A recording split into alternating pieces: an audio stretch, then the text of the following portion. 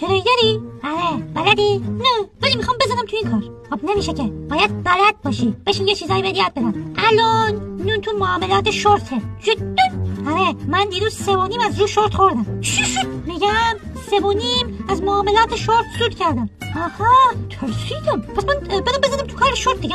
صبر کن هنوز کلی چیزای دیگه هم هست. نه دیگه وقت نیست، باید دست بجنبونم. راستی میگن یه جایی هست به اسم پراپی بهت اعتبار میده. برم بگیرم ازشون کار کنم بدم. خب تو که هنوز هیچی بلد نیستی که. بیا بشین یادت بدم اول. خودم که سرمایه‌ای دارم. فعلا دارم با اون شروع کنم، وقت ندارم. من خیلی وقت تو سودم ولی پولم داره کم میشه. چرا؟ خیلی ممنون. بفرمایید اینم انواع شورت: نختر بهشت، آستین بلند، آستین کوتاه، لبه ساحلی، خاک برسری، همه مدل. اینا چیه؟ شورت دیگه. زدم تو معاملات شورت. منظور از شورت این شورت نیست که.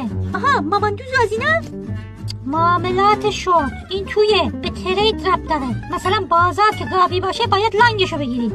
آخه لنگ یارو به من چه؟ آخه من چیکار بکنم لنگ یارو؟ بیاد خودش شورت بخره لنگش کنه دیگه. من چه؟ من باید شورت لنگ یارو بکنم؟ عجب خریا. خب بذاریم منم از رو شورت یه چیزی بخورم. آخه همش قرار نیست که از رو شورت بخوری. بدون شورت هم میشه پول در آورد. چی شد؟